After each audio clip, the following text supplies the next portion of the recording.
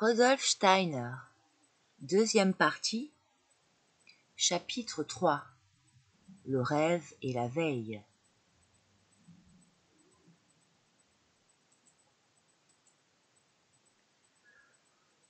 Le phénomène qui avertit le disciple qu'il a atteint le degré d'évolution précisé au chapitre précédent est une transformation qui se produit dans ses rêves. Auparavant, ses rêves étaient embrouillés et arbitraires. Ils commencent à présenter une suite logique. Leurs scènes se succèdent raisonnablement comme celles de la veille. On peut y reconnaître des lois, des causes et des effets. Le contenu des songes se modifie également. Tandis qu'auparavant, on n'y trouvait que des échos de la vie quotidienne, des impressions déformées, soit empruntées à l'entourage, soit provoquées par les phénomènes de la vie organique. À présent, des images se présentent venues d'un monde auparavant inconnu.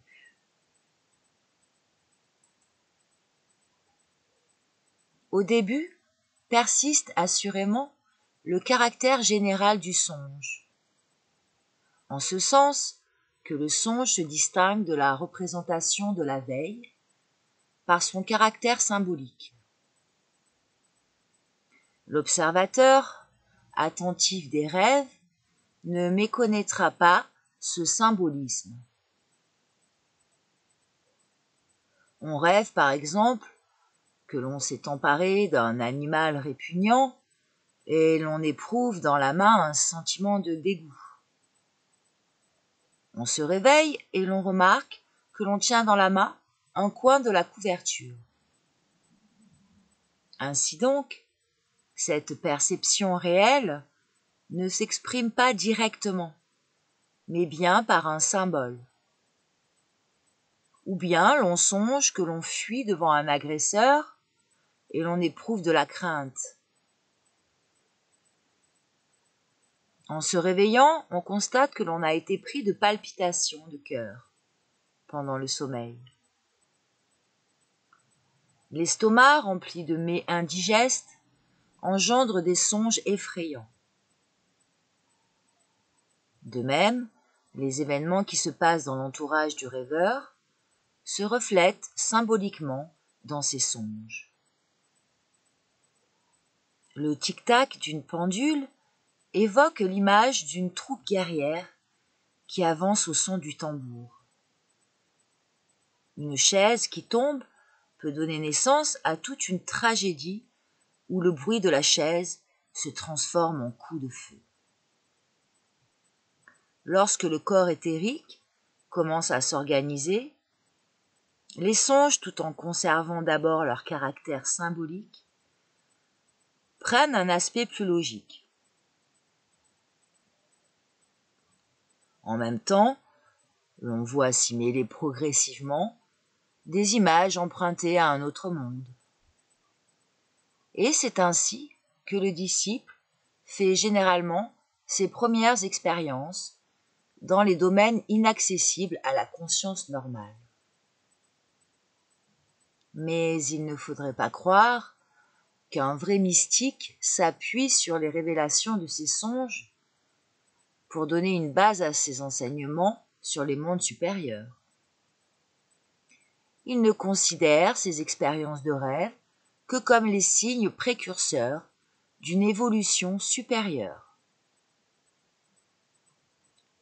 Mais bientôt, il se produit un fait nouveau. C'est que les images qui défilent devant le rêveur, évoluées dans l'occultisme, ne sont plus comme auparavant soustraites à la direction de l'entendement, mais bien réglées par lui et considérées en bon ordre comme les représentations et les sensations de la veille.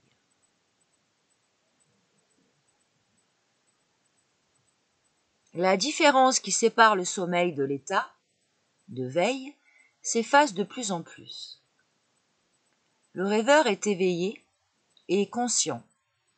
au vrai sens du mot, pendant toute la durée du songe, ce qui veut dire qu'il se sent capable de dominer et de conduire à son gré le cours de ces représentations symboliques. Pendant le rêve, l'homme se trouve effectivement dans un monde différent de celui que lui montrent ses sens physiques. Mais avant d'avoir développé ses organes spirituels, il ne saurait se faire de ce monde que des représentations, confuses et contradictoires. Il n'existe pour lui que comme le monde physique existerait pour un être qui ne posséderait que les premiers rudiments des organes, des sens. Et c'est pourquoi l'homme non évolué ne peut voir dans cet autre monde que des reflets, des succédanés de la vie ordinaire. Ces reflets lui apparaissent en songe parce que, à l'état de veille, son âme les imprime dans la matière même qui constitue cet autre monde.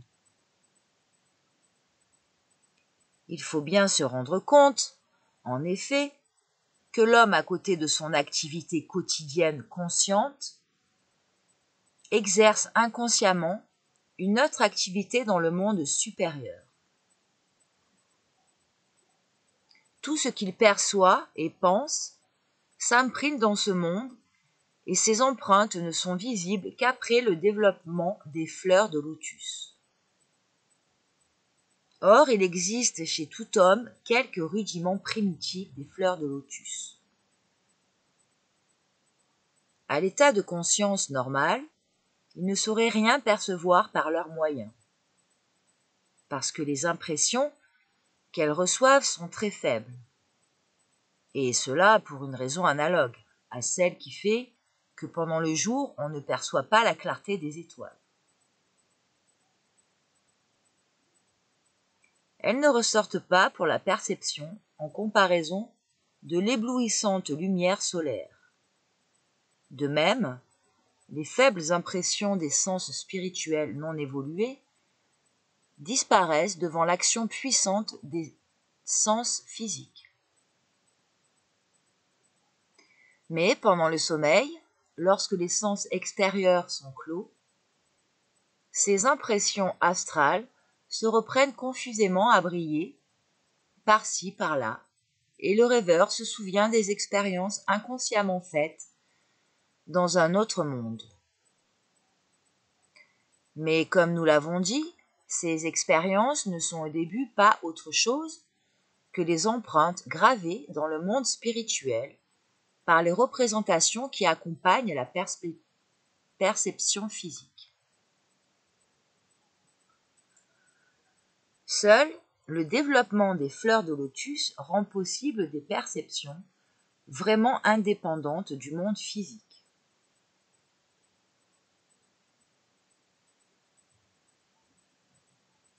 L'organisation du corps éthérique qui vient ensuite confère l'appréciation parfaite de ces impressions reçues d'un autre monde.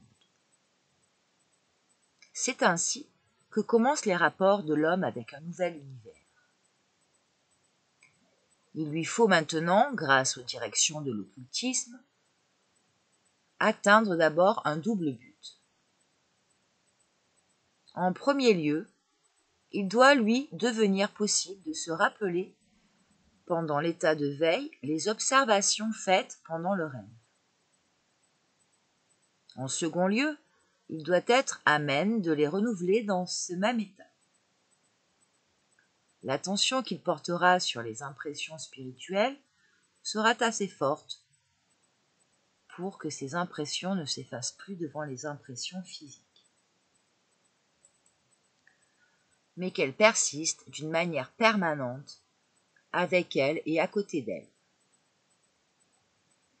Lorsque le disciple a acquis cette faculté, il commence à distinguer certains détails du tableau que nous avons décrit au chapitre précédent.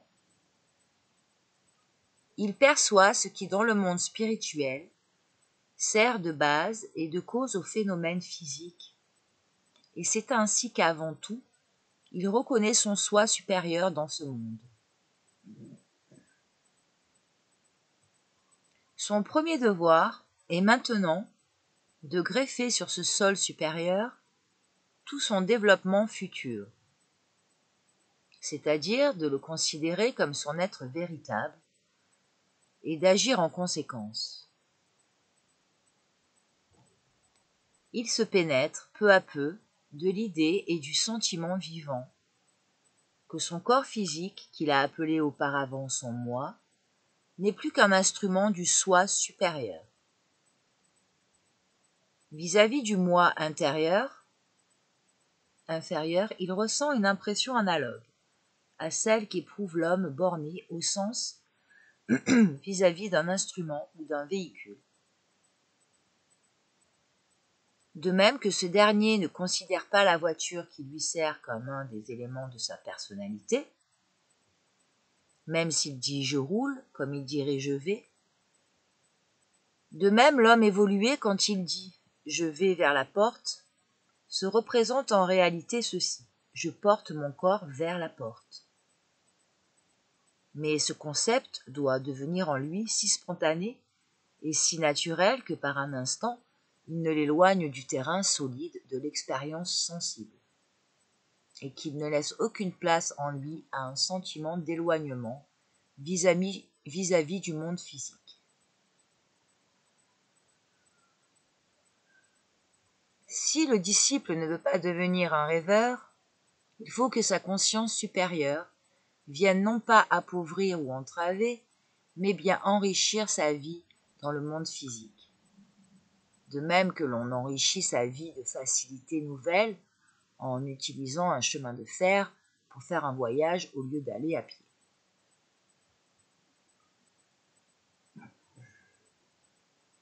Lorsque le disciple est parvenu à vivre ainsi dans son soi supérieur, ou même pendant le stade où il s'assimile cette soi-conscience, on lui apprend comment il peut éveiller le feu de Kundalini dans l'organe central constitué dans la région du cœur, et comment il peut le faire circuler le long des courants que nous avons décrits dans les chapitres précédents. Ce feu de Kundalini est un élément de la substance spirituelle qui s'émane de cet organe central et ruisselle en des ondes d'un éclat admirable, en traversant les fleurs de lotus, en mouvement et les vaisseaux du corps éthérique évolué. Il rayonne au dehors dans toute la région spirituelle environnante et la rend visible au sens supérieur, tout comme la lumière du soleil rend les objets physiques visibles à l'œil.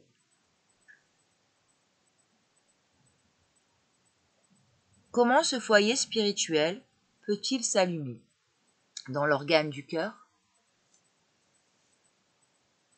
C'est ce que l'instructeur seul peut communiquer individuellement à son élève,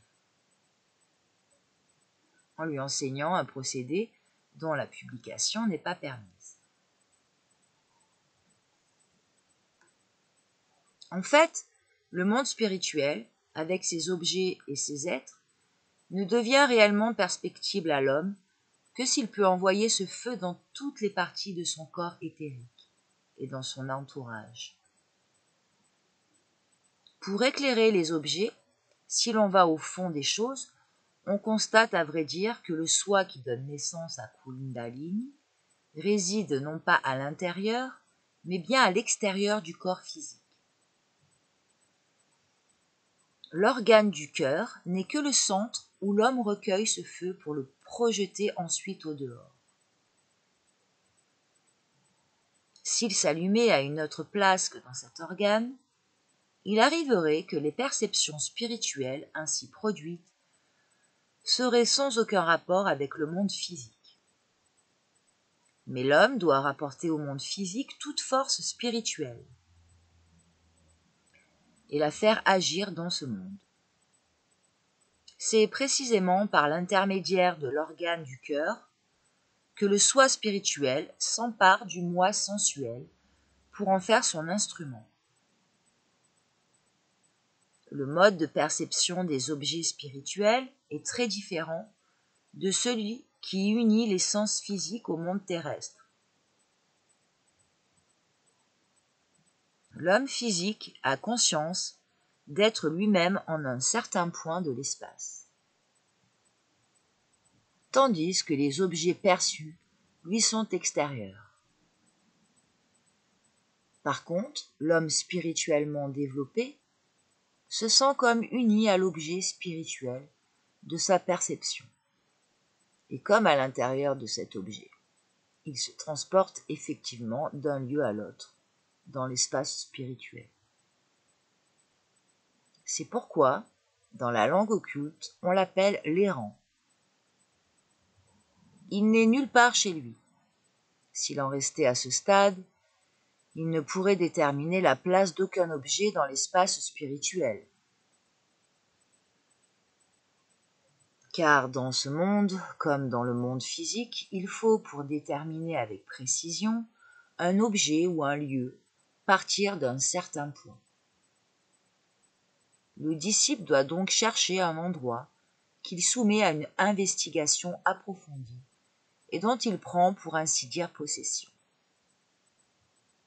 Dans ce lieu, il fondera sa patrie spirituelle, et c'est à cette patrie qu'il rapportera toutes ses découvertes. De même, dans le monde physique, l'homme perçoit toute chose dans le cadre des représentations qu'il tient de sa naissance. Involontairement, un Berlinois décrira Londres autrement qu'un Parisien.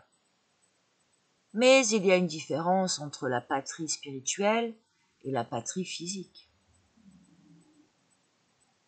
Dans cette dernière, c'est involontairement qu'on vient au monde et qu'on reçoit, pendant sa jeunesse, une série d'empreintes profondes, à la lumière desquelles on juge instinctivement toute chose par la suite.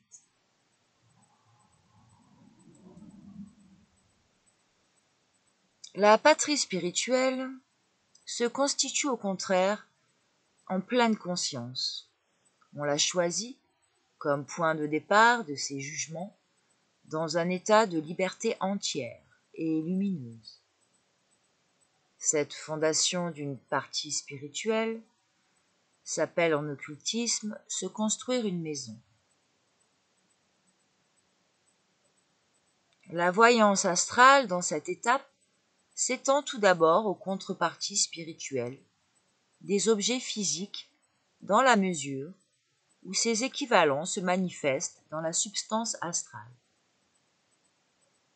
Dans ce monde résident toutes les choses qui, par leur essence, sont apparentées aux instincts, aux sentiments, aux désirs et aux passions humaines. Tous les objets, en effet, qui environnent l'homme sont animés de forces qui ressemblent à ces forces humaines. Par exemple, un cristal est façonné par des forces qui, pour l'investigateur spirituel, ressemblent à un instinct agissant dans l'homme. Des forces semblables font circuler la sève dans les vaisseaux de la plante, épanouissent les boutons, font germer les semences. Toutes ces forces revêtent une forme et une couleur pour la perception spirituelle, tout comme les objets physiques pour la perception sensorielle. Dans cette phase de son évolution, le disciple perçoit non seulement le cristal, mais en outre les forces spirituelles qui l'animent. Il voit les instincts des animaux ou des hommes, non seulement dans les manifestations extérieures de leurs auteurs, mais immédiatement sous la forme d'objets, comme il voit dans le monde physique des tables ou des chaises. Toute la nature instinctive et passionnelle d'un animal ou d'un homme se manifeste dans la nébuleuse abstrale qui enveloppe l'être et qu'on appelle aura.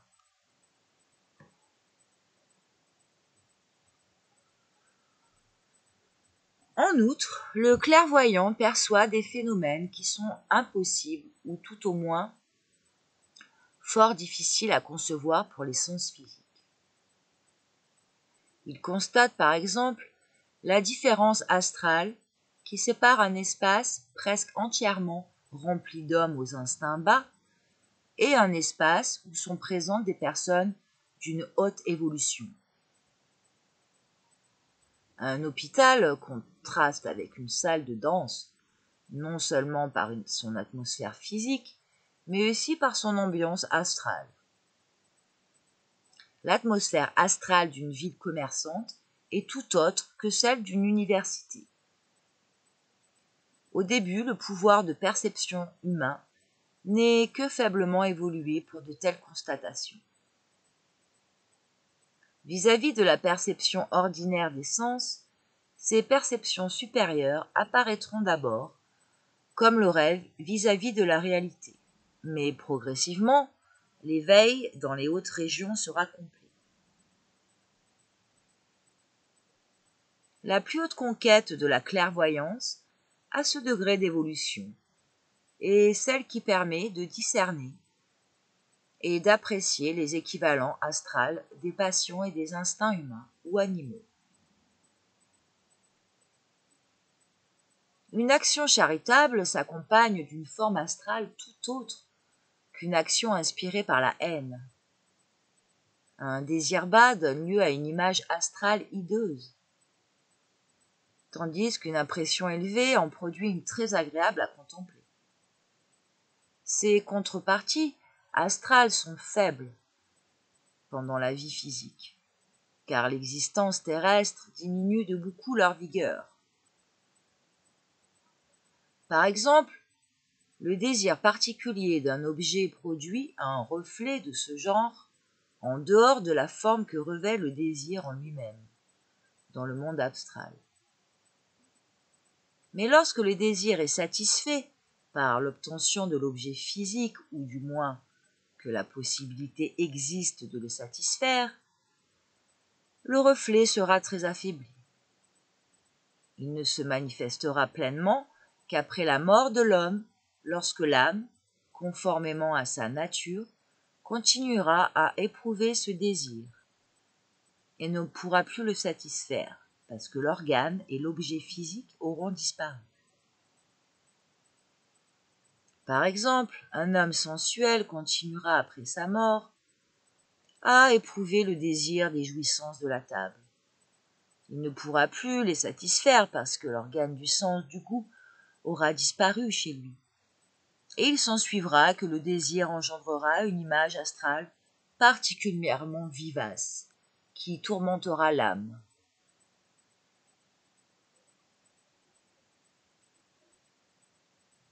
Ces expériences par les équivalents astrales des passions inférieures, après la mort, constituent ce qu'on appelle la vie en Kamaloka. Elle ne cesse que quand l'homme s'est purifié de tous les désirs dirigés vers la vie terrestre. Alors seulement cette âme passe dans une région plus haute nommée Devachan.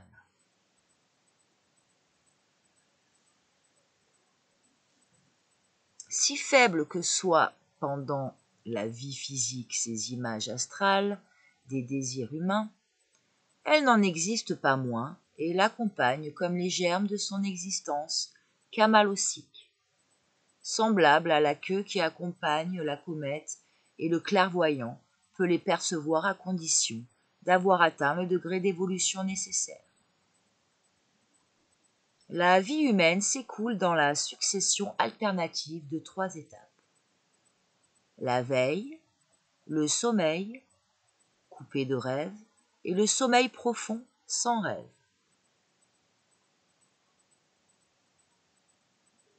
Avant que l'homme ait passé par la discipline occulte, sa conscience se trouve interrompue constamment par les entr'actes du sommeil.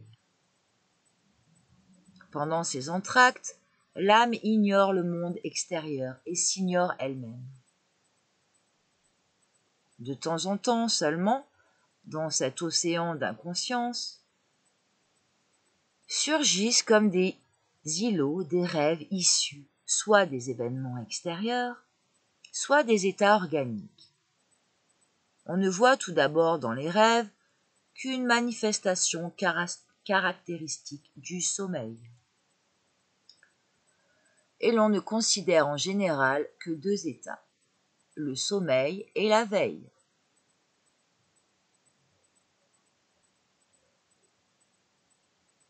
Pour la science occulte, le rêve a son importance à côté des deux autres états. Nous avons décrit précédemment les modifications qu'apporte dans les rêves humains le progrès vers la connaissance supérieure. Les rêves perdent leur caractère insignifiant, illogique et irrégulier, et deviennent, progressivement, une activité régulière et raisonnable. À un degré supérieur d'évolution, non seulement les songes ouvrent un univers qui ne le cède en rien à la réalité sensible, en vérité profonde, mais encore, ils révèlent des faits qui représentent une réalité supérieure dans le vrai sens du mot.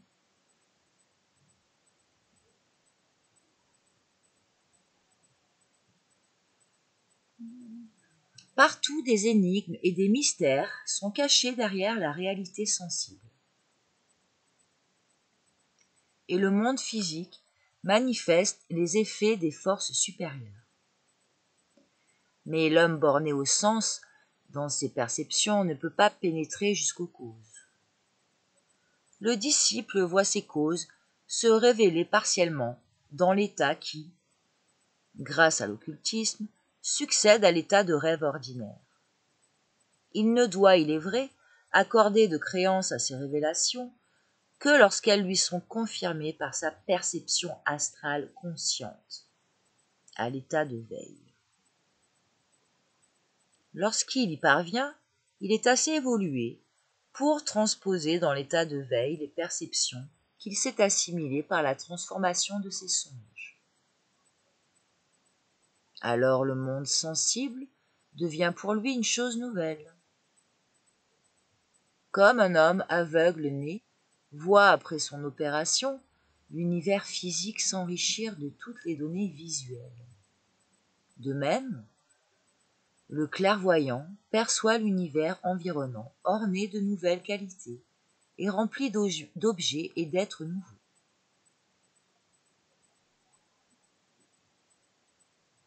Il n'a plus besoin maintenant d'attendre des songes pour vivre dans un monde supérieur. Il peut se placer, quand il le juge bon, dans l'état de conscience nécessaire à la perception supérieure. Cet état diffère, pour lui, de la vie ordinaire, comme la perception extérieure diffère d'elle-même, suivant que les yeux sont ouverts ou fermés. On peut dire littéralement que le disciple ouvre les yeux de son âme.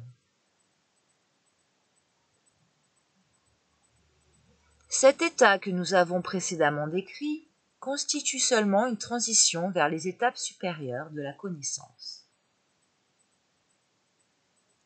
Si le disciple continue avec persévérance les exercices qui lui sont donnés par son instructeur, il découvrira que cette transformation n'influe pas seulement sur ses songes, mais encore sur la partie de son sommeil qui n'était auparavant interrompue par aucun rêve.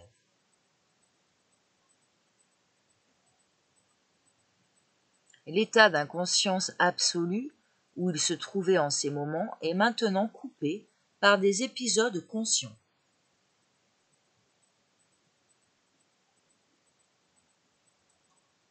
Peu à peu surgissent des ténèbres profondes du sommeil, des perceptions d'un caractère tout nouveau. Il est naturellement malaisé de décrire ces perceptions, parce que notre langue faite pour le monde sensible ne peut s'exprimer que de très loin les choses du monde supérieur. Il faut pourtant avoir recours aux mots pour décrire les réalités de ce monde nouveau. Et nous sommes obligés d'avoir recours à des comparaisons symboliques. Les choses et les êtres des mondes supérieurs sont heureusement assez apparentés au monde sensible pour qu'on puisse par comparaison se les représenter approximativement. Mais n'oublions pas le caractère parabolique de ces descriptions. Le disciple est obligé de se mettre à étudier une langue symbolique, qui seule peut traduire parfaitement les êtres et les objets du monde spirituel. Si l'on veut se représenter des expériences qui progressivement surnagent dans l'océan de l'inconscience totale pendant le sommeil profond, c'est à des phénomènes d'audition que l'on peut le mieux les comparer. On peut parler de sons et de paroles réellement perçues. De même que les expériences du rêve ressemblent vaguement à des visions, de même les réalités du sommeil profond se rapprochent des impressions de l'ouïe. Remarquons en passant que dans le monde spirituel également, la vision est une activité plus haute que l'audition.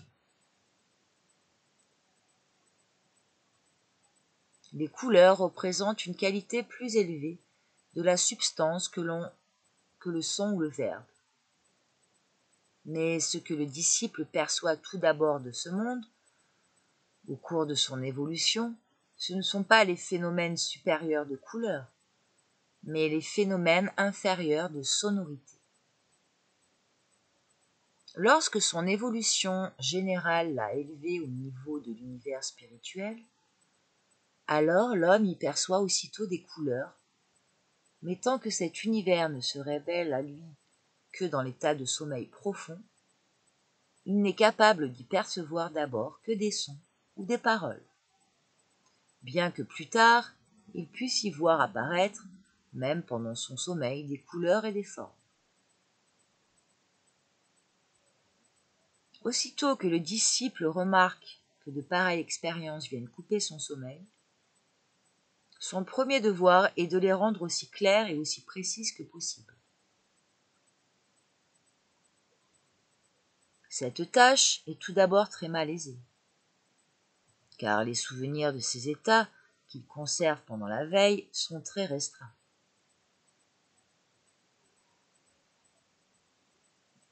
Il sait bien au réveil qu'il lui est arrivé quelque chose, mais il est incapable de le définir. L'important pendant cette période préliminaire est de demeurer dans le calme sans se laisser aller un seul moment à l'agitation ou à l'impatience. Car ces dispositions ne pourraient qu'être, en tout cas très nuisibles. Avant tout, loin d'accélérer le progrès, elles l'entravent nécessairement. Il faut avec sang-froid se faire réceptif et s'abandonner en quelque sorte aux révélations. Si à un moment donné l'on ne peut se souvenir des expériences du sommeil, il faut attendre avec patience que cette mémoire spéciale se soit éveillée. Ce moment arrivera certainement. Et plus on se sera montré patient, plus on aura des chances de posséder d'une manière définitive cette faculté de se souvenir. Alors qu'en agissant violemment, il serait possible peut-être de se remémorer une fois ces expériences, mais cette possibilité disparaîtrait pour longtemps ensuite.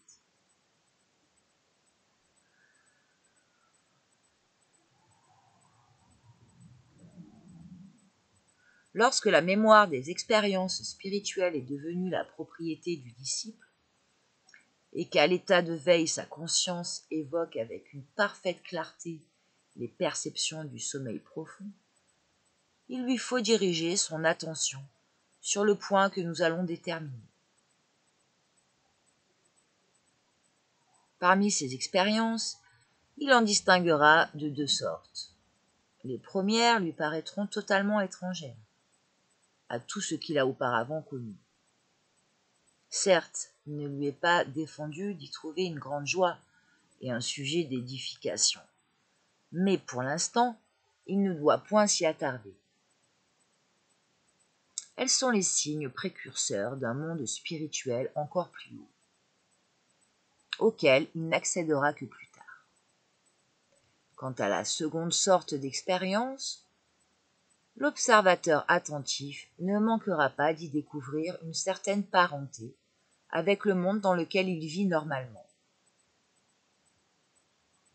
Les problèmes sur lesquels il réfléchit au cours de l'existence, les mystères des choses environnantes qu'il voudrait comprendre, se trouveront éclaircis pour lui grâce à ses expériences du sommeil profond. Pendant la vie ordinaire, l'homme médite sur ce qui l'entoure. Il se crée des représentations abstraites pour s'expliquer à lui-même des rapports qui existent entre les choses. Il cherche à comprendre les données des sens grâce à ces concepts. Ces représentations et ces concepts se concrétisent maintenant pour former le fond des perceptions spirituelles. Un concept auparavant obscur, nuageux, se transforme en une réalité vibrante de vie et de sonorité. Et telle qu'on ne saurait la comparer dans le monde sensible qu'à des songes ou à des paroles, il semble au disciple que la solution des énigmes qui appelaient son attention lui soit communiquée du haut des plans supérieurs, en son et en parole. Et il acquiert la faculté de relier ces révélations du monde supérieur aux phénomènes de la vie ordinaire.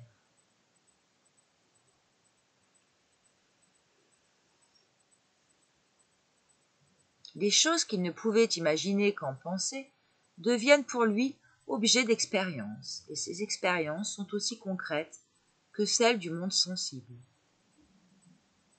Car les objets et les êtres de ce monde sensible possèdent d'autres attributs que les attributs perceptibles au sens.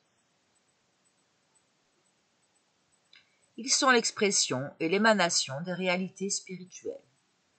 Et ce monde spirituel, autrefois caché, le disciple l'entend résonner de toutes parts autour de lui. Il est aisé de voir quelle bénédiction c'est pour l'homme arrivé à ce degré d'évolution que d'avoir développé normalement et régulièrement ses sens supérieurs. Il en est comme de l'homme physique qui ne saurait demander à ses sens l'observation exacte de la réalité que s'ils sont normalement constitués. Nous avons décrit les exercices qui permettent aux disciples le développement normal des facultés psychiques.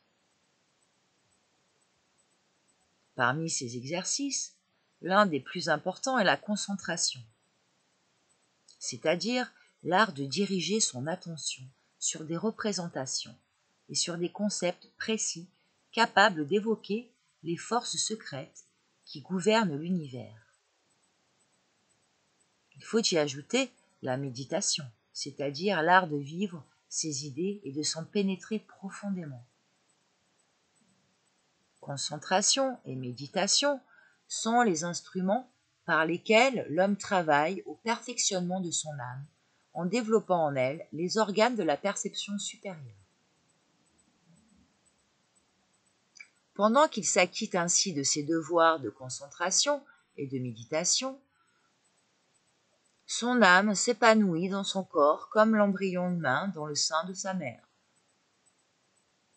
Et lorsqu'apparaissent pendant le sommeil les expériences décrites plus haut, c'est que le moment de la naissance approche pour l'âme libérée et littéralement devenue une individualité supérieure, que l'homme mûrit en lui-même. Les prescriptions qui concernent ces exercices n'ont une telle importance et ne doivent être observées si exactement que parce qu'elles représentent les lois de la germination et de sa croissance pour l'homme supérieur en voie d'individualisation. Cet homme supérieur doit à sa naissance constituer un organisme harmonique et complet. Mais si les prescriptions sont mal observées, il ne saurait naître dans le monde spirituel qu'un être infirme et incomplet, et par suite voué à une mort prochaine. On comprendra sans peine que cette nouvelle naissance de l'âme ne puisse avoir lieu que pendant le sommeil profond.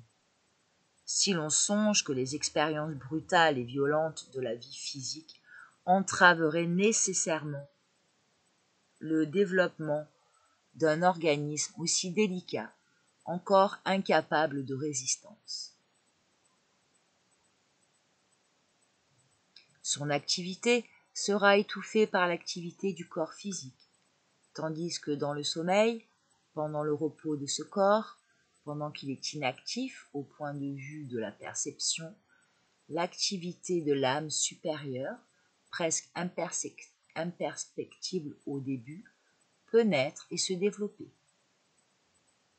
Mais remarquons que le disciple ne saurait considérer ces expériences comme valables et y ajouter une foi entière que lorsqu'il est en état de les transférer intégralement dans l'existence consciente de la veille. Lorsqu'il peut le faire, il devient également capable de percevoir à travers les expériences physiques le monde spirituel, c'est-à-dire d'entendre les sons et les paroles qui lui dévoileront les mystères qui l'entourent. Il faut se rendre compte, pendant cette phase de l'évolution, que l'on n'a affaire au début qu'à des expériences isolées et plus ou moins incohérentes. C'est pourquoi il faut se garder de vouloir édifier sur elles une science complète, ou tout au moins raisonnable, car on se trouverait amené à introduire dans le monde spirituel des notions et des idées purement imaginaires, et à se construire de la sorte un univers sans aucune ressemblance avec le véritable univers spirituel. Le disciple ne doit jamais laisser échapper le contrôle rigoureux de soi-même.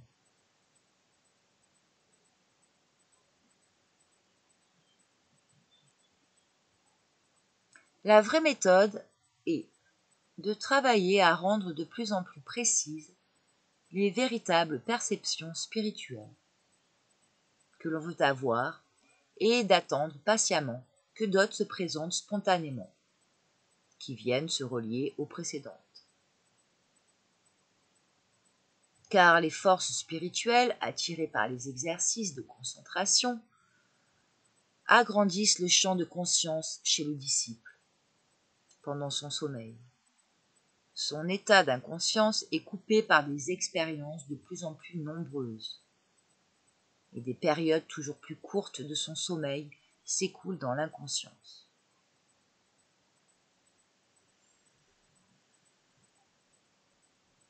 C'est ainsi que, progressivement, s'agrègent les unes aux autres les expériences isolées, sans que ce travail d'agrégation soit troublé par des associations d'idées qui ne pourraient être issues que du monde sensible.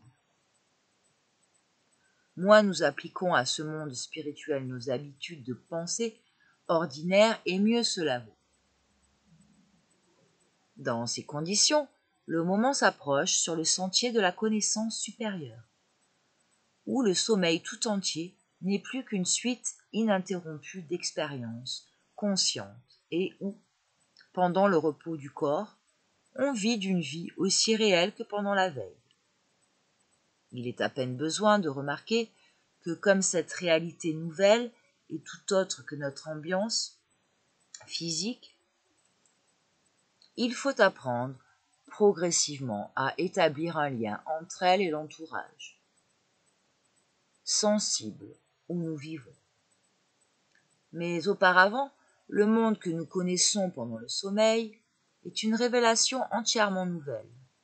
Cette étape importante, qui se caractérise par l'acquisition de la conscience pendant le sommeil, s'appelle en occultisme la continuité de la conscience. Dans la période que nous allons étudier maintenant, l'âme travaille en tout temps, en possession de sa pleine conscience. Rudolf Steiner, deuxième partie, chapitre 3, le rêve et la veille.